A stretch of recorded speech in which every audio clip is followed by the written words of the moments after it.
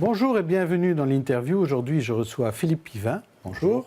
Alors, vous êtes député fédéral, bourgmestre de Koekelberg, mais ce n'est pas en ce titre que vous êtes là aujourd'hui.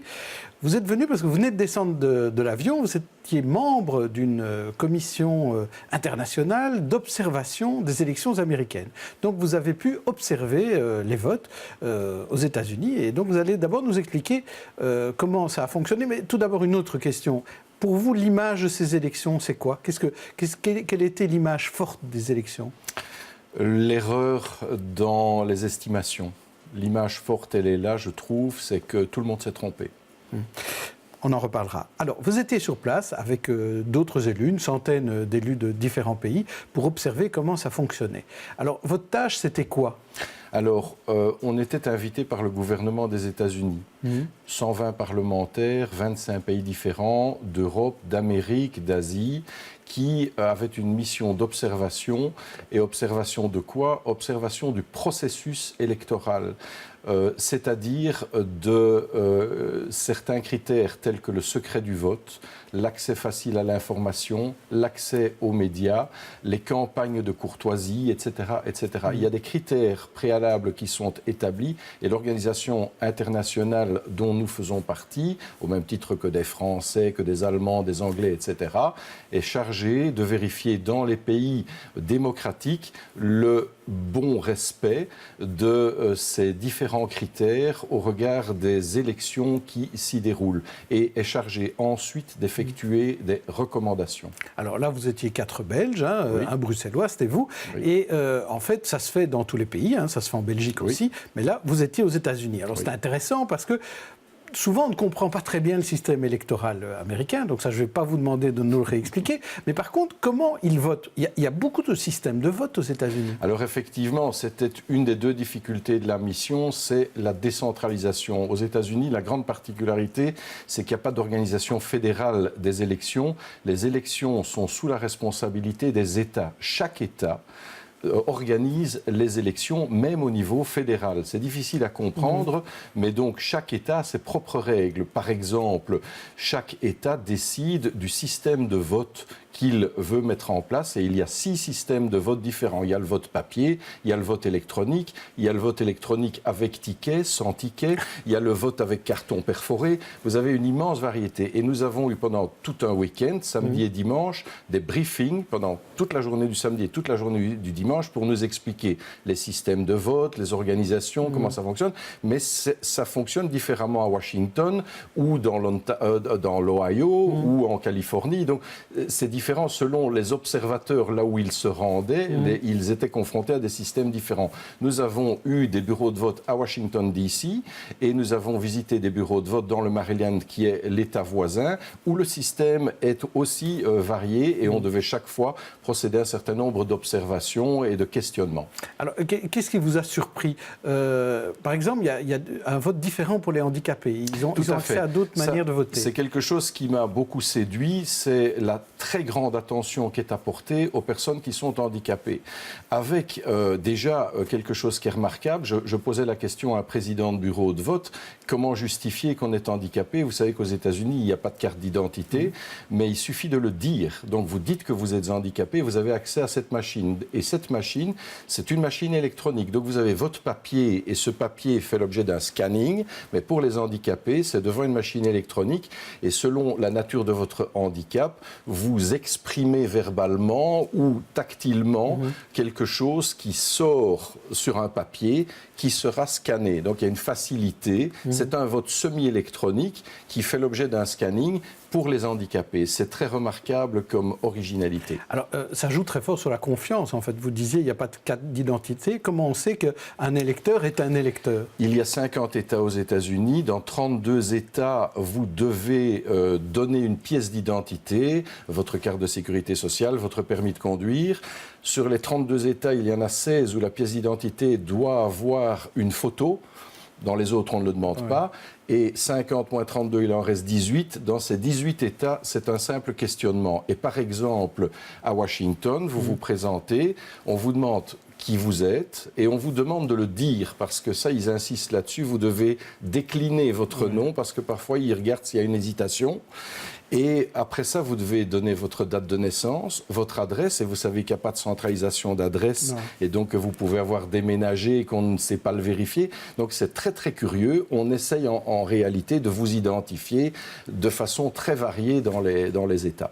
Alors, il y a aussi quelque chose de particulier, c'est qu'il n'y a pas un seul président pour le vote, il y en a deux. Pourquoi ? Il y a des assesseurs, comme chez nous, sauf que là, ils s'appellent judge, donc des juges, et il y a deux responsables, deux chief judge, qui sont l'un républicain, l'autre démocrate. Donc il y a cet équilibre. Et ce qui est amusant aux États-Unis, c'est qu'on demandait à un moment donné, c'est toujours non, ils ne peuvent pas être du même parti.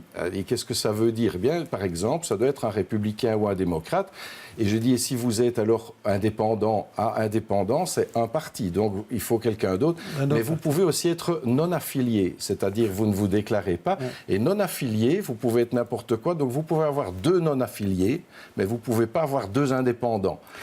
Bon, ça me paraît bien compliqué. Alors, vous avez vu aussi des enfants dans les bureaux de vote. Alors, quel était leur rôle ? Alors, ils étaient des petits assistants, des petites mains, comme je ne le dis pas de façon péjorative, 10, 12 ans, 14 ans, et ils aidaient les gens, ils aidaient la circulation, ils orientaient, ils vous remettaient à la fin de votre, je crois que j'en ai encore sur moi, ils vous remettaient à la fin du vote un petit sticker indiquant « j'ai voté ». En anglais et en espagnol. Et donc, ils sont chargés d'un certain nombre de tâches.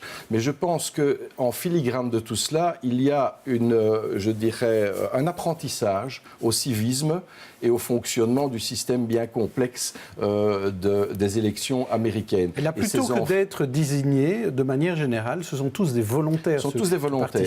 C'était une des questions qu'on avait à leur poser, c'est qui les payait, puisqu'il y a aussi un système d'appointement par parti, et ça c'est évidemment délicat, et donc généralement nous on était confrontés à des volontaires, des bénévoles.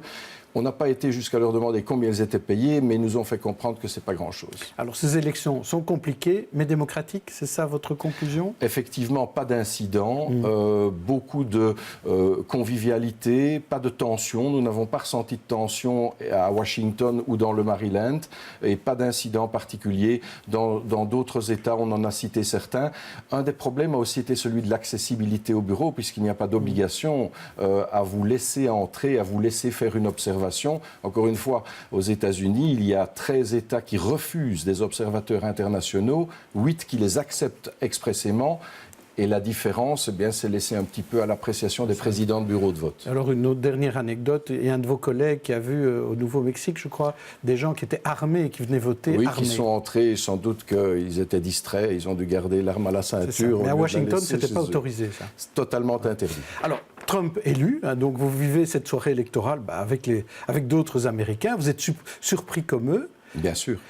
Est-ce que vous avez été aussi surpris de la teneur des discours après ? Parce qu'il y a eu le discours de Trump, très présidentiable, très présidentiel.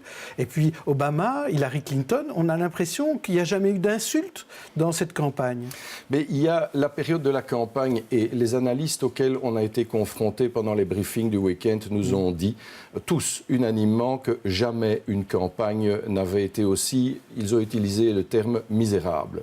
On a même eu un journaliste comme vous qui a dit, moi je m'excuse au nom du peuple américain de vous avoir laissé assister à une telle campagne électorale. Mais bon, la page a été tournée. Oui. Une fois la campagne passée, vous avez vu que les discours redeviennent fédérateurs parce que c'est finalement ça le grand enjeu, c'est maintenant de réunir un pays qui est quand même relativement divisé. Quand je dis divisé, il est divisé chez les républicains, mais il est divisé aussi chez les démocrates parce que tous les partisans de Bernie Sanders n'étaient pas des partisans d'Hillary Clinton non plus. Alors, vous êtes un amoureux des USA, vous allez régulièrement faire des voyages là-bas. Est-ce que ça remet en cause votre rêve américain, l'arrivée de Trump à la tête des États-Unis ? Pas du tout. Pas du tout parce que c'est la libre entreprise, pas du tout parce que c'est la possibilité de continuer à évoluer, de construire. Et indépendamment du jugement qu'on peut poser sur l'homme, il ne faut pas oublier que derrière l'homme, il y a une équipe, il y a un Sénat, il y a une Chambre, il y a une Cour suprême, il y a toute une institution qui a fait ses preuves, qui a montré que c'est un très grand pays, qui est un pays démocratique, et je pense que c'est un pays qui va continuer à aller de l'avant, et j'espère que nous pourrons continuer à être partenaires de ce grand et beau pays. Et vous croyez que le personnage de Trump, avec toute son instabilité, pourrait être canalisé par toutes ces institutions ? Non, je ne pense pas que chacun remplira son rôle. Il est quand même le président des États-Unis, mais vous savez que le président a un rôle large en politique étrangère, beaucoup moins en politique intérieure, puisque ses marges de manœuvre sont limitées par le Sénat, par le Congrès au sens large. Mais la politique étrangère, ça nous concerne, nous, en tant que Belges et Européens. La politique étrangère nous concerne, et je crois que dans un premier temps, il n'en fait pas mystère, ce qu'il va s'attacher à faire, lui, c'est d'abord non pas de se replier sur les États-Unis, mais de se préoccuper davantage du citoyen américain. Je crois que c'est ça que le citoyen américain souhaitait en votant pour lui plutôt que pour Hillary Clinton, c'est qu'on se préoccupe de lui. Je crois que pendant un certain temps, il y a eu un désintéressement d'un certain nombre de situations, de détresse, de difficultés aux États-Unis. On voit bien que vous revenez des États-Unis. Je vais vous ramener en Belgique, à Koekelberg, à Bruxelles. Est-ce que ça peut changer quelque chose pour les Bruxellois ? Est-ce qu'il y a un risque que, par exemple, on fasse moins d'affaires avec les États-Unis ? Certainement pas. Certainement pas. Je ne vois pas au nom de quoi. Je crois que les États-Unis ont l'intérêt de continuer un partenariat et de développer un partenariat avec l'Europe, avec la Belgique bien entendu.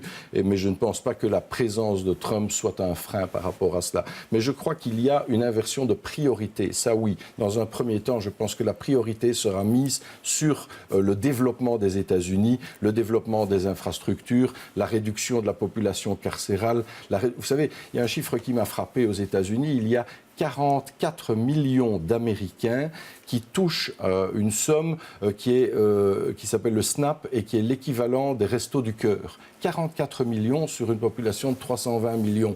Ça, c'est aussi un peu héritage Obama et peut-être que ça, c'est aussi la sanction d'Hillary Clinton durant les élections. Merci Philippe Pivin. Je vous en prie. Demain, je recevrai Céline Frémaux. Bonne journée, bonne soirée à tous.